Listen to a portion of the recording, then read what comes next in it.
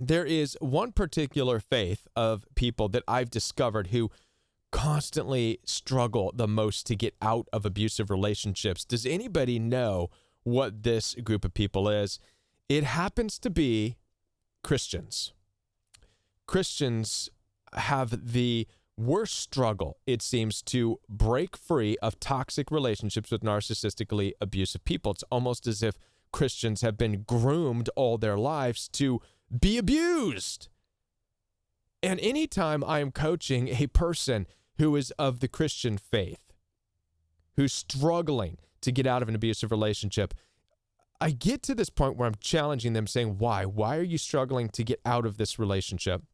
And it always comes to this, well, I feel guilty. I feel like I need to be there. What for? Well, because that's what Jesus would want. I mean, what would Jesus do? It's this whole thing. What would Jesus do? And I typically challenge these people back and say, listen, there is no scripture that supports Jesus was hanging out with abusive, violent, hostile, aggressive people. As a matter of fact, I can show you scriptures in the biblical text that said Jesus bounced anytime he was up against a lot of these people who were aggressive and violent and hostile. There are many scriptures that said Jesus slipped out of the crowd. He hopped in the boat, told his friends, hey, I'll meet you on the other side of the river. I'm not going to stand around these narcissistic douchebags that are trying to throw rocks and sticks at me. It is not yet my time. You know what I'm saying? There is no evidence to support that Jesus hung out with abusive, violent, hostile, aggressive thieves and stealers and takers and abusers in this life. But this is what I hear. But didn't Jesus hang out with the tax collectors? And didn't Jesus hang out with the prostitutes? The lowest of the low. Oh my goodness, here we go. I feel as though we need to have another look. We need to go back and re-understand the concept of right, wrong, and good and evil. And we need to stop the conditioned belief that a lot of pastors have told you, if Jesus can love the lowest of the low, prostitutes and the tax collectors, then you ought to be able to handle somebody hitting you and beating you in an abusive relationship. Nonsense. Listen, I'm going to get deeper into this topic with you because I want to twist these stories to help you understand the heart of the matter, because it comes down to the heart. Jesus was interested. The biblical concept is interested in the heart of people. Anyways, I'm going to save it because I've got a lot to tell you. My name is Kevin, and this is The Royal We.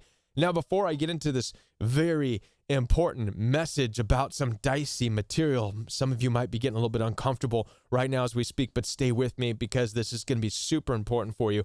I do take one-on-one telephone calls. Down in the description box, you'll find access for one-on-one appointments. Video calls are available. Telephone calls are available. You do not have to struggle in a toxic relationship, whether you are Christian, Muslim, or whatever faith, whatever spirituality you are. You do not need to deal with abuse, period, ends. Head on down there, schedule some time with me. I'd love to work with you and to coach you through this. Also, I do have a coaching program. My coaching program is live and in person.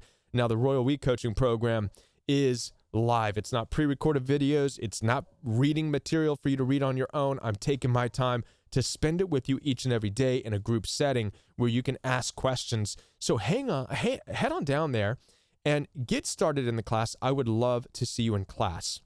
Now, as I said before, when I talk with people primarily of the Christian faith, it's this: I feel guilty. Didn't Jesus hang out with the lowly of the low people? And it reminded me of back when I used to go to modern Western world churches, and I would hear these similar messages from these pastors up on the pulpit saying, if Jesus can love the lowest of the low, the tax collectors and the prostitutes, then Jesus can love anything because that's the lowest of the low of the low. And as a result, and by the end of this message, you're going to see how ridiculous it is to allow that to keep you in an abusive relationship, right? Because here's the deal. Tax collectors, well, let's start with the tax collector, first and foremost. In the biblical text, the tax collector was Matthew. Now, there is no indication anywhere in the scriptures that Matthew was somehow a perverted or a criminal tax collector. And to say that Matthew was a tax collector and stereotype him in what maybe some of the tax collectors did which was steal and pocket money. Well, that's just wrong and that's just unfair. The reality is Matthew was just doing a job, which means he had a heart of a servant. He understood the principle of working in the capacity that he can work in order to survive. That's a servant's heart, serving to earn his keep. Now, I want you to keep this in mind. This is super important. It's important to understand the heart of a person, a servant's heart. Okay? Because now we're going to go into the dicey territory. Are you ready? Let's talk about the prostitute. The lowest of the low, according to some modern Western world Christian theologians or pastors on the pulpit, which is why you stay in abusive relationships. The reality is the prostitute even has a heart of a servant. So much so that this prostitute is serving others, and maybe you find it disgusting what they do. Hell, maybe they find it disgusting what they do, but it's the only way that they know how to make a living, to support what they have to support. But they understand the principle that if I'm going to gain, I have to serve. A lot of people might say, but that's self-serving, Kevin. No, it's not. Self-serving is not giving anything, but expecting everything in return. Now, that's not the heart of a prostitute. If anybody has accepted the nature of having to give what other people don't want to, having to give even what they don't want to, it's the prostitute that understands that. And that's what Jesus sees. You see, the prostitute is just working because of the never being guided or shown any other options, but they have the nature and the heart to have this basic understanding that I need to give. I'm not just going to take in life. I'm going to have to give in order to receive anything. That is a servant's heart. And that's what Jesus saw. This is why Jesus was able to hang out with the tax collector. This is why Jesus was able to hang out with the prostitute. It's the heart. Now let's compare that for those people who think that that's the lowest of the low, because now you've come in contact with a narcissistically abusive person. A criminally minded individual who feels entitled in this world to take from you, to steal. What does the enemy do, by the way? Kill, steal, and destroy. There's no act of service in any of that, is there? There's no serving at all in that heart. It's I will take what I want, even if I have to kill and I have to destroy. And now that you've been involved with a narcissistically abusive person in your life, how many of you have come face to face with that? Somebody who wants to take from you, and they won't take no for an answer, or they'll threaten you, they will beat you, yell at you. They are here to kill, steal, and destroy you mentally, emotionally, and physically. Now, if you ask me, that's the lowest of the low of the low. That's so low, Jesus wouldn't even touch that. And that's the truth.